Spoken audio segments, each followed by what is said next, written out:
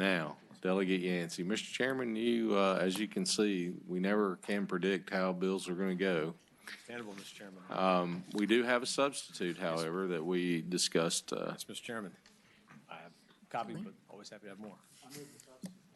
There is a motion and a second on the substitute. All in favor say aye. Aye. All opposed? All right. Thank you, Mr. Chairman. And as I understand, I think working with Delegate DeSteph, I want to thank him for his concerns and certainly working on to efforts to ameliorate this bill accordingly. Mr. Chairman. House now, I just wanted to point that out, not the lower house anymore, but I'm just messing with you, David. Appreciate that. And as long as you keep sending us Girl Scout cookies, we'll still keep passing your bills. But no quid pro quo. Mr. Chairman and members, House Bill 1323 is before you. This bill passed the House 100-0. The reason why it was brought before you is military vehicle owners have bought some of these utility vehicles, military utility vehicles, where they were getting some registration where others could not. There was some confusion, and this is clarifying language that would allow these vehicles to be operated on the Commonwealth with an understanding that this is a privilege and therefore with the granting of the appropriate registration and privileges of utilizing these vehicles. So, Mr. Chairman, I'm going to walk you through and the members through the bill. I would first encourage members to go to page 7, line 175 through 178. And here you will see the definition of the military surplus motor vehicle that we are using for this language. In essence, it would be, in a commercial sense, a Humvee or a Jeep, but not a tank, not a half-track, not any type of military vehicle that would give any pause or concern. In my district, in the Newport News area, we have some owners who utilize World War II era Jeeps that often go into parades, so this type of language would help them there, or any type of utility vehicle like a perceived Humvee, but nothing that would have, say, twin 50 calibers on them or anything like that. I know, I'm Senator Cosgrove. I appreciate your concern, but nevertheless, we have to keep it on the up and up. With that noted, I would members to go to page 16 and look at paragraph E. And here, Mr. Chairman, this is just the appropriate designation for the type of license plate for these type of vehicles. If you go down lines 409 through 414, the three things that this covers: one, you have to own another type vehicle. This military utility vehicle cannot be your preferred vehicle going to and from work, for example. Secondly, that this recognizes the type of ownership. Third, how it's registered. And then fourth, that you have to get the license plate. And so with one of the amendments offered in the Senate, suggestion was that you and I spoke about, Mr. Chairman. So the registration fee goes from a one-time fee of $50 now to a one-time fee of $100. Going forwards on lines 415 through 424 through the remainder of the page, a new language would be to strike 250 from the original bill at line 422 and now be 125 miles. And this is only for occasional pleasure driving, not to exceed those miles, so which is already, that language is already in the code. And backtracking through that language of 415 through 424, that just simply states what you can and cannot do with this type of vehicle. And saying here again, this is just something for use, but not day-to-day use, not going to and from work or anything like that. If you go to the next page at paragraph C, 425 through 427, that language is pretty well self-explanatory. And then going down to 428 through 438, here the bill addresses what happens if you break the privilege of using the vehicle, that you're going to have this registration suspended. Going into paragraph D at 434 through 438, that if you violate this privilege, that you're going to be held responsible for it. And the way it's going to be happening is, first, you're going to be convicted of a Class 4 misdemeanor, which is no more fine, no more than $250. And then 436 through 438, you're going to lose the privilege of using this vehicle for 5 years. And then additional language, Mr. Chairman, as you know from the amendment offered, is that law enforcement may require any operator of one of the vehicles to provide the residence address of the ownership for the vehicle and the destination of the trip. So here again, using my district, Mr. Chairman, the Hilton Day Parade, 4th of July Parade, you'll have somebody who might take that vehicle for the parade. Well, obviously, if they're driving it that day too, and a Newport News police officer asks, where are you going? They say, we're going to the Hilton Parade, then that's understood. But if they're trying to get above and beyond that, as I know there were some concerns about, this language will help to address that. And Mr. Chairman, that is in essence what the bill seeks to achieve, and I'd be happy to answer any questions that members might have. All right. Anybody on the committee have questions of the patron? All right. Is there anyone, I'm sorry, Senator DeSteph. No, I think I'll wait until afterwards. I have Okay. a question. I think I know how to solve it, but I think I'm going to wait till after the testimony from everybody on both sides. All right. Anyone in the audience like to speak in favor of the bill? In opposition to the bill? All right.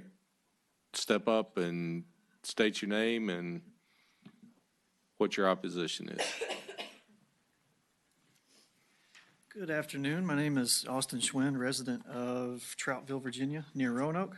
I own a surplus Humvee, and a lot of us here have surplus vehicles. I use my vehicle every day. I take it to work. I do commercial deliveries with it because I own my own business. The vehicle has passed Virginia safety inspection. It is currently registered.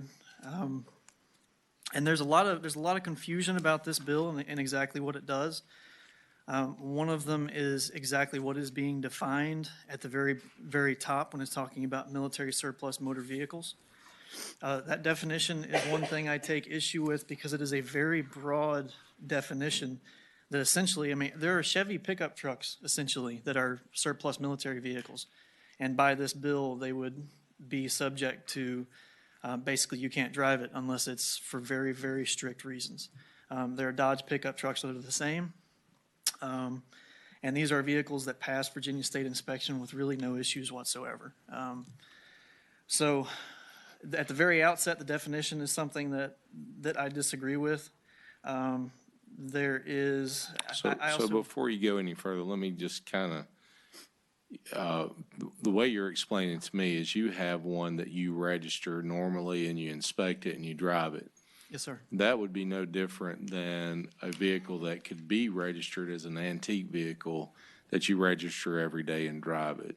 Correct. And I just, I'm not sure if the military surplus language would be applicable to what you're doing. I see the state police jumping up, so I think he might be able to answer that a little bit better than I can, but I just want to make sure that I understand that you have purchased the vehicle, you use it every day, you register it and you inspect it, and it's used as a normally used vehicle. That's correct. Okay, Practically a pickup truck. all right.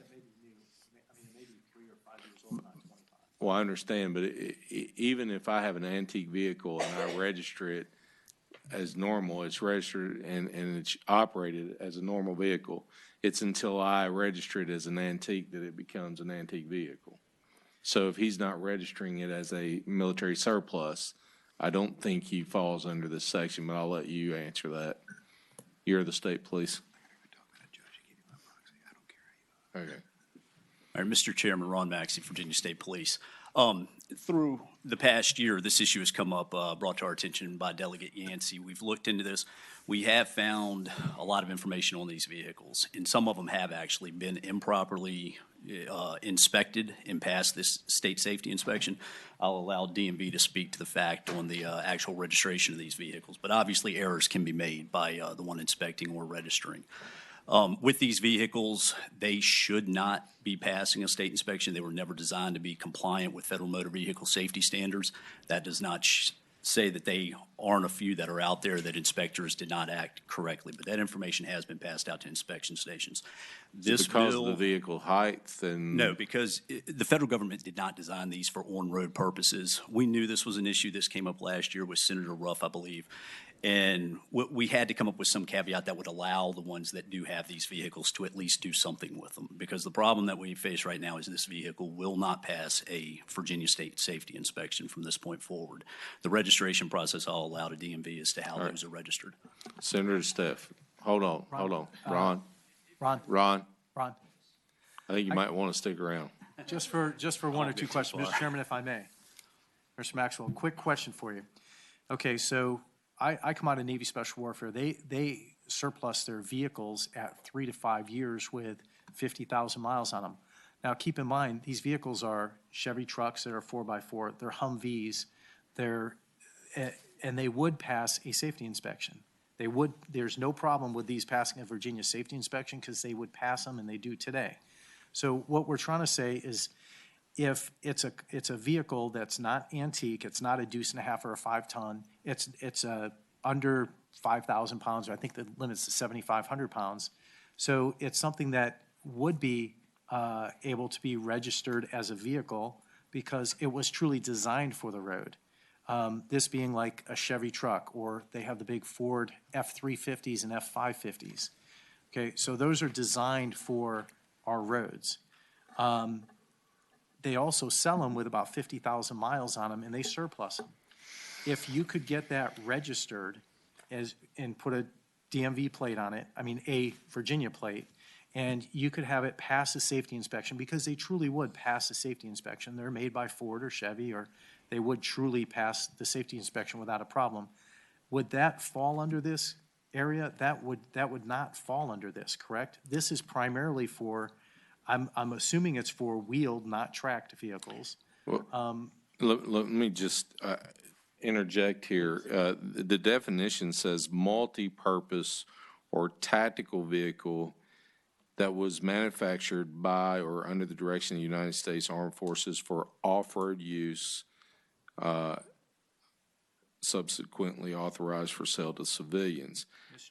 Chairman, it would be a Humvee that's sold to everybody. Those were manufactured for off-road use, specifically for the military, and even the old Willie Jeeps, they were originally designed for the military. So on something like that, they would pass safety inspection. I don't think the old Willie Jeeps did, but. Well, they don't anymore, but they did then. No, and not to interrupt, Mr. Chairman, Senator DeSteff, the issue here is that as we've researched this and spoken with the federal government on how these are being sold to the public, the bill of sale on these, every one of them is to be stamped for on-road purposes or some variance of that to make the buyer aware that this vehicle is for off-road purposes for all intents. Depending on where you register this, many of these vehicles are initially titled in a state that does not look as closely. A lot of these come from the exact same states. I won't name, but it's obvious where they go to get these titles.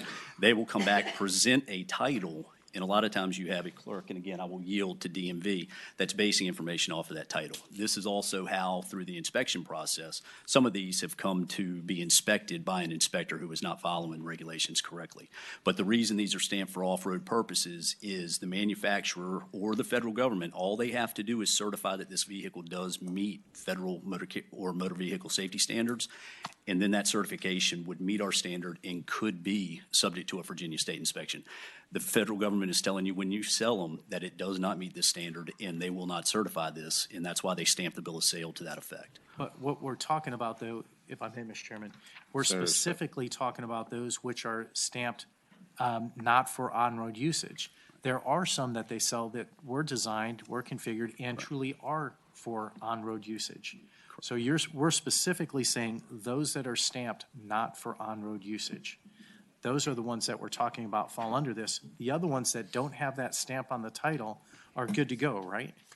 Correct. As long as the government says that vehicle was not designed for off-road purposes, if that vehicle was compliant with federal motor vehicle safety standards, it's eligible for a Virginia state inspection. Correct. Okay, got it. So now we've categorized this down to in our purpose, and I'm not sure if tactical vehicle is tactical tracked or tactical wheeled. I'm assuming it covers just wheeled vehicles, because I wouldn't want a tracked vehicle on my road. But so we're only talking about those that are stamped not for on-road usage, correct? On the original bill of sale, yes, sir. Correct. Okay, got it. Because I believe most of the 350s, 550s, and the other ones that we used to sell were truly manufactured for road usage, and I don't believe that they were ever stamped not for on-road usage. Well, and again, through our conversations with the government, they said when these are sold, and I believe it's two companies that primarily do sell these to the public, they say they should not leave without that stamp, that if it does leave without that stamp, it would be an error. So as long as the owner can bring the bill of sale and the bill of sale does not indicate that vehicle was originally designed for off-road purposes and it's compliant in every other way with federal motor vehicle safety standards, then it would be eligible for an inspection, yes. Can I respond to this? Sure. Yep. We cut you off, so we're going to let you continue. There's a lot of confusion about this, and he's saying the federal government determined these are not suitable for road use. There's a lot of controversy about that, and it's not consistent. First and foremost, the federal code that talks about the FMVSS specifically says military vehicles don't have to abide by that. And the reason is because the military actually has their own military standard for safety, and that is in one of the amendments that I proposed. This is Mil Standard 1180B. And the purpose of this, on the next page, it says Section A, or Section B, all of these should meet the FMVSS. And just above that in Section A is unless it contradicts the mission requirements of the vehicle that's being made. Also in this document, it talks about what the definitions are of vehicles. And in the amendment that I offered to Senator Newman, the definition was made a little more clear, talking about multipurpose or tactical wheeled vehicles, as you alluded to.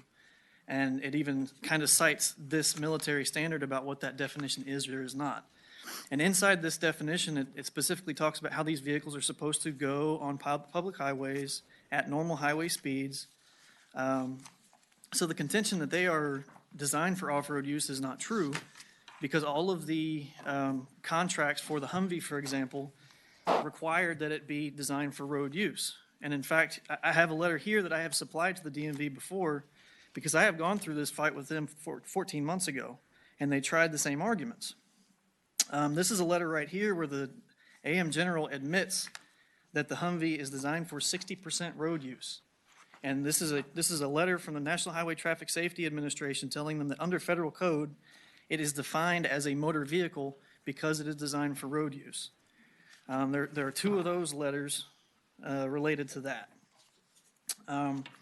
So first, the contention that they are not designed for road use is patently false, and there's two sources that are cited for that. One is the federal government. What that usually means is the DLA, that's the Defense Logistics Agency. On the vehicles that come from the Army, the Air Force, the Reserve Corps, and places like that, the DLA has oversight over that. It's hard to know exactly where they found the stamp to put off-road use only, because off-road use only is only on, as far as I know, some of the surplus Humvees. If it came from the Marine Corps, it is not under the jurisdiction of the DLA, and therefore it does not say off-road use only. So there are plenty of vehicles that came from GovPlanet or Gov Liquidation that never said off-road use only. Mine is one of them. And before I bought it, I called the DMV and asked for their definitions of off-road vehicles and did all the due diligence I possibly could to make sure I would be okay with this purchase. So I had a quick question for you, Mr. Chairman, if I may. So I didn't get your name, I'm sorry. Austin Schwind. Austin Schwinn. So, Mr. Schwinn, I think we may have a solution if we can get everybody to agree to it. If we strike out line 441 through 446, that would take away the provision on that. So it would be if all of your vehicles are already currently registered and pass a safety inspection, and I'd like to make sure the state police have a chance to look at this. Line 441 through 446, if we strike that out, since all of your vehicles already are registered and pass a safety inspection, then we wouldn't have that issue. So essentially you were talking about grandfathering in vehicles? No, I'm talking about striking out, here. Well, it sounds like that essentially grandfathers in. So what Yeah, it does saying- is any vehicle right now that's currently registered and has been inspected prior to the passage of this law would be, in effect, able to operate and register and be inspected again. But I think the problem will arise when you go back to have it re-inspected, because inspection stations don't always do exactly the way that the manual instructs them to do. But I think you're probably going to find out, even without this law, when you go back to inspect this vehicle, if it's something that they've been letting slip through the crack, that you're not going to get an inspection any longer. I would love to hear the technical reasons for why they won't, because before I bought it, I went through the inspection manual line by line to make sure that it would. And the only things I had to modify on my vehicle was add a rear license plate light, and I added reverse lights, but apparently that wasn't necessary since it wasn't factory standard. Other than that, it passed inspection just fine. So I'm not sure which parts they're saying is it will fail inspection, absolutely. And I don't think just basically grandfathering the ones in that are currently registered is, it would work for me, but for the future of this, I mean, does have big implications because it's whether or not people will buy and sell surplus military vehicles. So the federal government does have an interest in being able to sell these vehicles in the future. And if nobody can use them, then they'll be scrapped like they have been in the past. All right. Senator McClellan, I think you had a question. Yeah, I just want to make sure I'm understanding the definition, because based on Senator DeSteff's earlier comments and based on how the language is written, I'm now a little bit confused. As I understand the way that we've defined this, it doesn't really matter what the vehicle was designed for. It only matters whether it was manufactured by or under the direction of the U.S. Armed Services for off-road use and subsequently authorized for sale to civilians. So the issue is not what was it designed for. The issue is, was it manufactured by or under the direction of the military, and one of its uses was off-road. Am I reading that correctly? And is that the intent, or is the intent to tie this definition to what it was designed to do? I'll have to defer to counsel on that one. Okay. Am I allowed to respond? Let counsel. Thank you, Mr. Chairman. Senator McClellan, I'm not sure I entirely understand your question, but I think your interpretation of the definition is correct. I would just add to that it would have to be a vehicle, a multi-purpose or tactical vehicle. That would be the only additional, because that's the first line on line 175. Right. The vehicle has to be a multi-purpose or tactical vehicle manufactured by United States Armed Forces for off-road use and subsequently authorized for sale to civilians. Follow-up question. Senator McClellan. As I understand the concerns inherent in the discussion that we're having, is your view is if these vehicles were designed to be on the road, then they should pass the inspection and you should be able to drive them and get registered. But the way we've defined military surplus vehicles, I'm not sure the trigger is was it designed to be on the road or not. The trigger is who manufactured it and can it go off-road. And so my concern is that the way you've defined military surplus motor vehicle in this substitute might not be capturing your actual intent as I understand the bill. Well, to kind of, just for discussion purposes, when the military, my understanding, if they go for a Ford or a Humvee, whatever, the manufacturer manufactures those to the standard that they use those for, not necessarily what a on-road use would be for. Right. And I think that's part of what the definition is trying to say, is that these were never manufactured to be operated on the highway. They were manufactured to be used off-road. Which I'm sure the military have some that are already manufactured to use for highway use. Okay. Mr. Chairman, I'd Like, like to, if possible, let counsel chime in. I think she's got this thing solved, and if it can be registered and Okay. pass safety inspection. So I'll. Mr. Chairman, I would like to clarify a little bit with this discussion. This section would apply when the military surplus vehicle has been registered pursuant to this section. It would not automatically apply to all vehicles that would fall into this definition. When you look at the language of the section, we say this section in pretty much every sentence because it's if a vehicle is registered pursuant to this section. And the first section says that Section A says that the commissioners issuing these registration cards upon receipt of an application and evidence from the applicant. So someone would need to apply for this. This would not apply if the vehicle could be registered and inspected pursuant to another section of this of the code. All right. Just Senator Weston, we got about 5 minutes, so So we got to move. Senator- council kind of answered my question, which was, if we're talking about somebody's got like a Humvee that they use for their personal vehicle, it's their only car, and it otherwise passes inspection, it's got all the right safety stuff on it, would they then have to register it under this section? No. Okay. So, Same as if you had an antique vehicle, you wouldn't be registering it as a personal vehicle that you drive every day. so based on that, who's going to make that determination of whether it falls into, which category it falls into? Because it sounds like there's some confusion about whether your average Humvee is going to fall in that category or not. Captain Maxey, you want? Mr. Chairman, Senator Wexton, correct, and council's correct in this, of course, being an attorney, she would be. This is specific to the instance that we're addressing here. The gentleman's situation here would be different than what's being addressed in this bill. He would have to take up the issue of inspection, which will obviously be coming to his attention very shortly. So, but that would be outside the scope of this actual bill as to what they're addressing here. All right. Thank you. Okay, anyone else in the audience like to speak? Real quick, come on up. So, well, we will, just let these.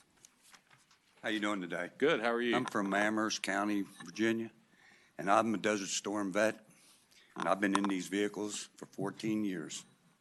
And there's nothing unsafe about them, no more than that Senate 3 outside that's an H2. They're all safe. I just don't know, they still don't explain, other than they're off-road, what's unsafe about them. They pass the inspections. Now, if there's a problem with these people going around the corner to pass them, then they need to look at the inspectors, not the vehicle. The vehicle's already passed inspection. And if you have that, which I have 2 of them that I have tagged and titled, that there's no problem, you know, taking them and getting them, going by the law, and if they're inspected and they pass, they should be safe enough. And that's what we were explaining earlier. If those vehicles, those 2 vehicles that you say you have, Right. have already been inspected and proven that they have all the safety whistles, you're not registering them under this section. You're registering them under a normal section of law. Personal use, Personal right. use, so it doesn't apply to you. This is only for someone who's buying it for the purposes of off-road use.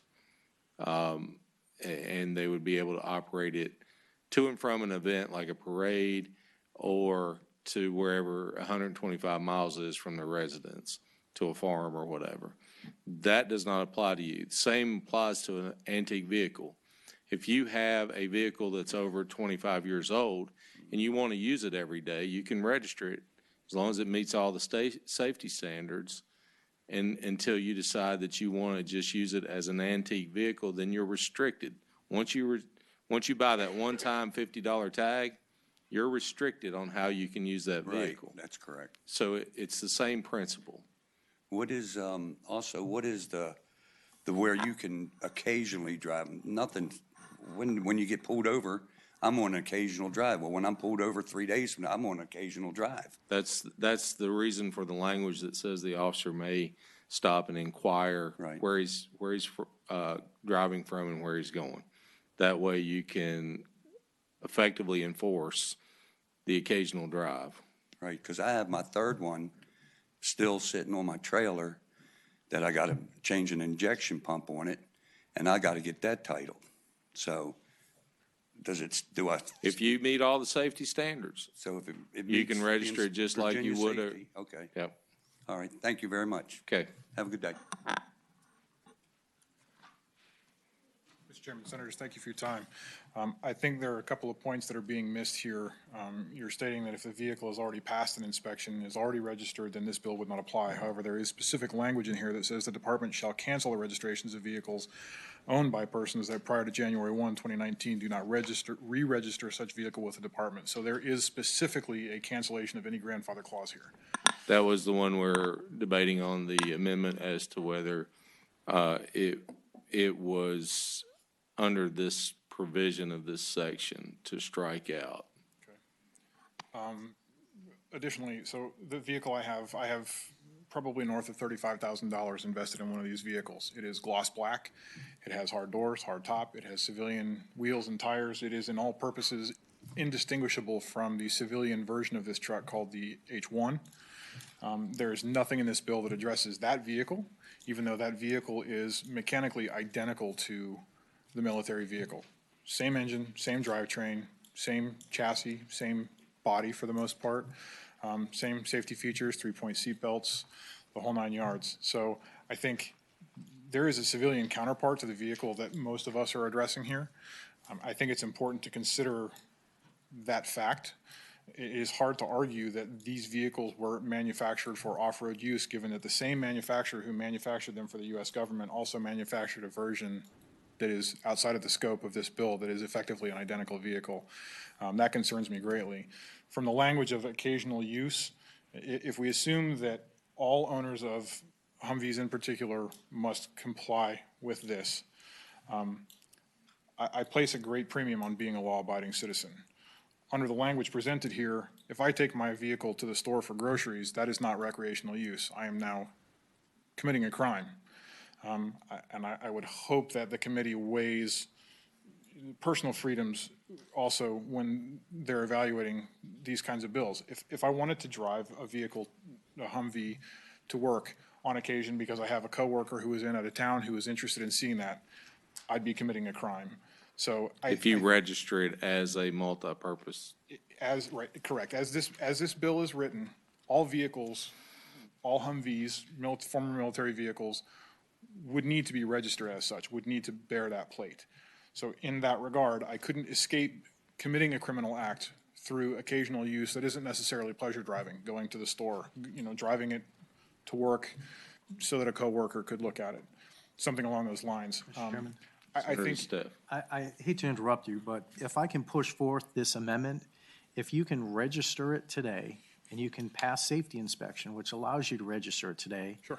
If we delete line 441 through 446, which I'd like to do in the amendment, then as long as you can pass the safety inspection and you can register it, which you can do, as long as you don't put in for this specialty plate, you're good to go. You have no reason to do anything but. It's got a normal Virginia license on it. Yes, sir. You've got a safety inspection, you're good to go, no issues. If we delete this section, then you're not forced to do it. And for any vehicle in the future, if you buy a military surplus vehicle, you pass a safety inspection and you register it with standard Virginia tags, you're good to go. The only time that this would apply is if you wanted to put specialty license plates on it and use it specifically for off-road use. Then the restrictions of this bill would apply. Outside of that, the restrictions of this bill would not apply at all. So I think we resolved everybody's issue on this. So is that amendment? That's my amendment. All right, there's an amendment and a second. All in favor say aye. Aye. All right, that language struck. You have no worries as long as you meet the safety inspections and register it as a normal vehicle. Yes, Mr. Chairman. Okay. Thank you. All right, next.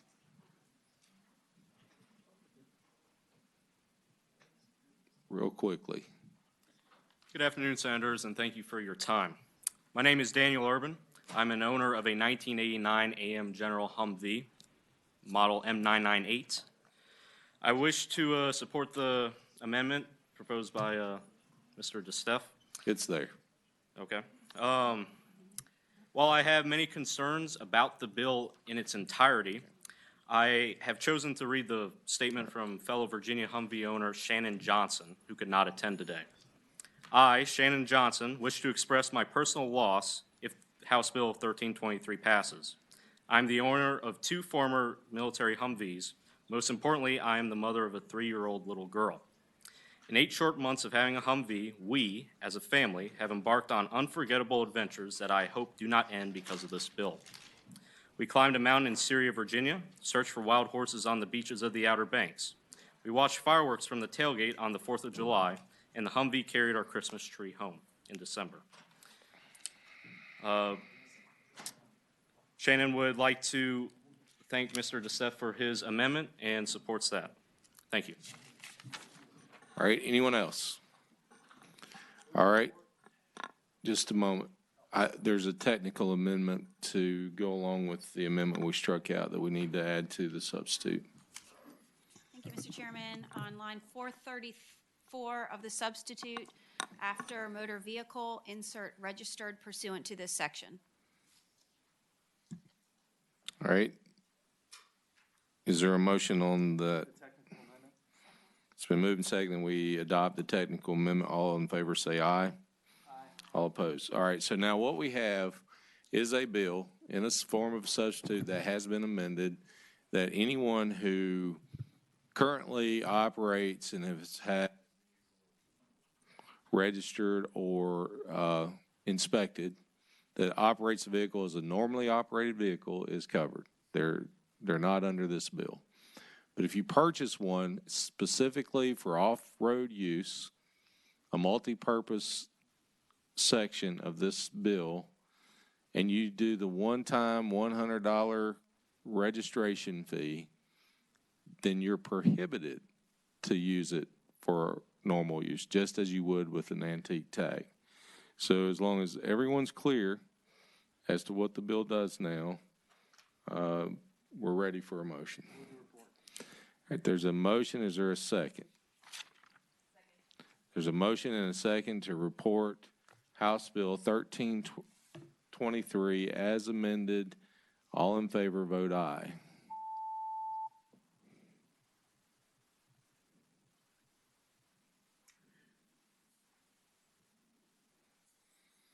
Looks like you get to explain this. 11 ayes, 2 nays. I think I can. All right, the bill reports, I think 12-2. Thank you, Mr. 11 Chairman. to 2. Mr. Chairman, members, thank All you. right. Okay, that completes our docket. I appreciate everybody's attention.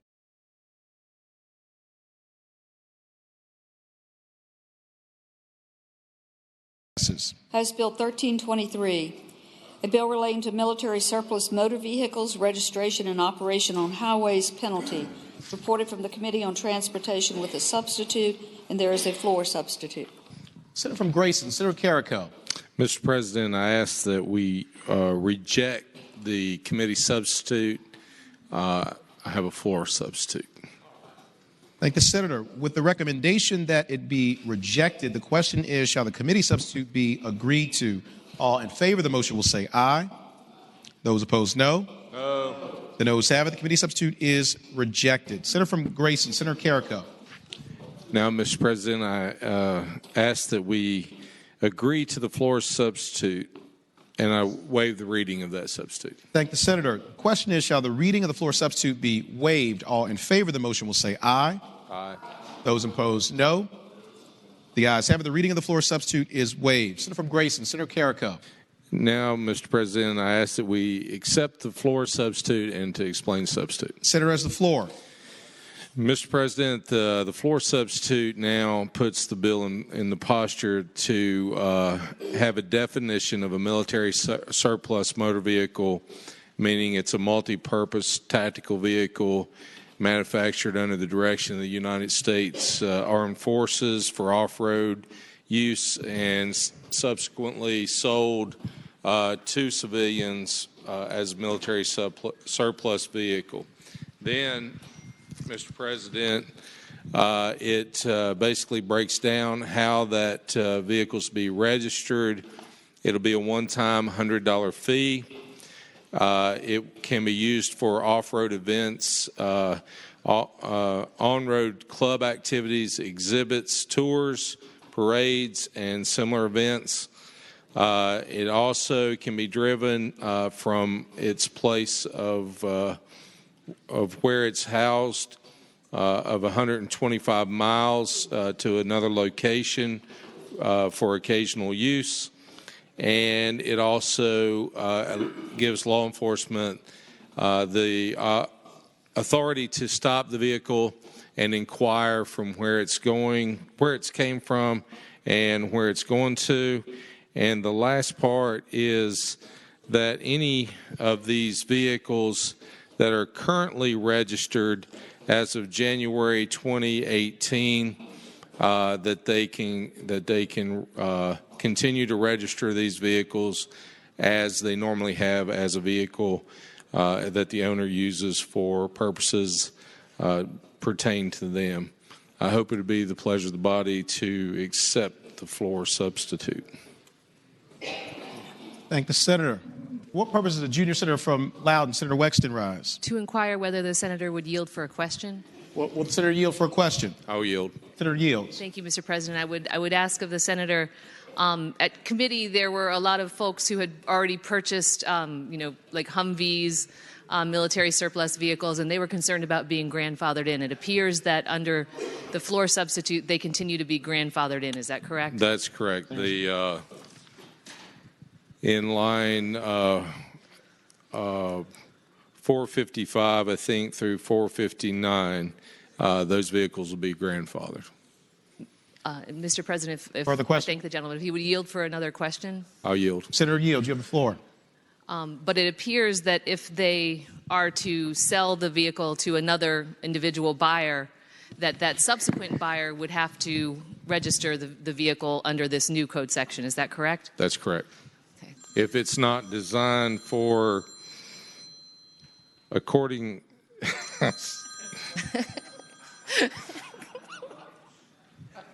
that was one of those owners. According to the way that these vehicles are designed, some are designed to be off-road use only. They're not stamped, but some are. Some are designed. The military does buy vehicles that are approved by the traffic safety, and if they have the stamp, they can continue to register those just as another vehicle when they're sold. But if it is a vehicle that's designed solely for off-road use, they'll have to register it as a military surplus. Mr. President, final question for Senator has the the gentleman. floor. Thank you, Mr. President. And is there some indication on the title for those vehicles that are not designed for on-road use? Is there some They indication? stamp, yes, they stamp those titles when they're sold. When that vehicle's sold by the military, that does have that stamp on it. I thank the gentleman. Thank the senator. Question is, shall the floor substitute be agreed to? All in favor of the motion will say aye. Those opposed, no. The ayes have it. The floor substitute is agreed to. Junior Senator from Virginia Beach, Senator D. Steph. Can that bill go by temporarily for an amendment? Without objection, House Bill 1323 will go by temporarily.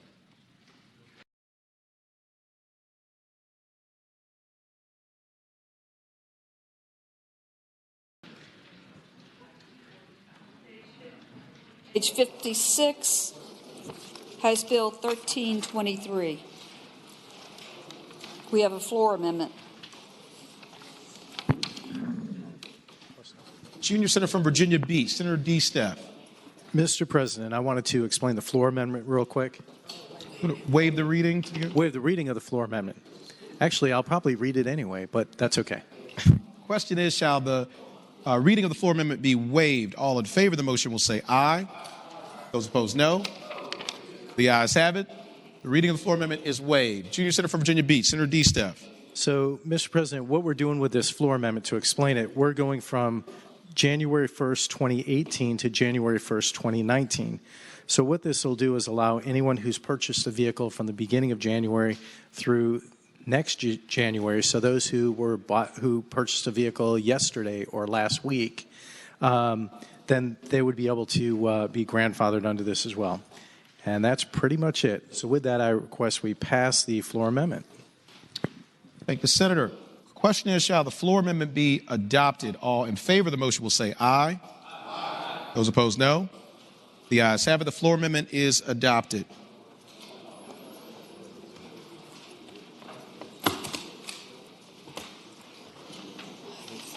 Senator from Grayson, Senator Carrico.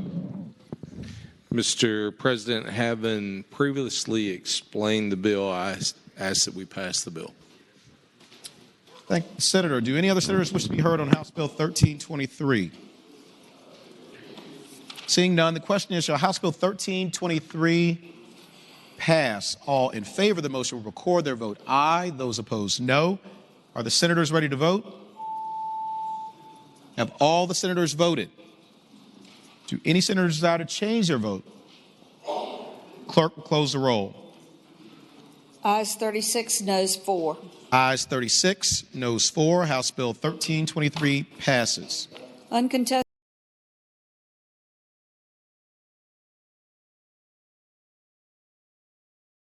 Zero. Senate substitute is agreed to.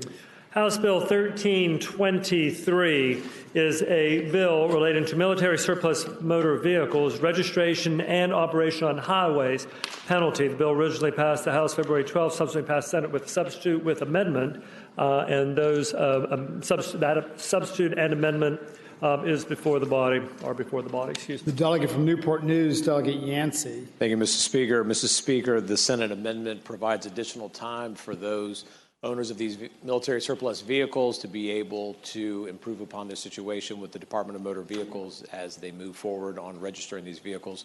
Mr. Speaker, members, I move that the Senate amendments be approved by the House and we pass the bill. Shall the Senate substitute with amendment be agreed to?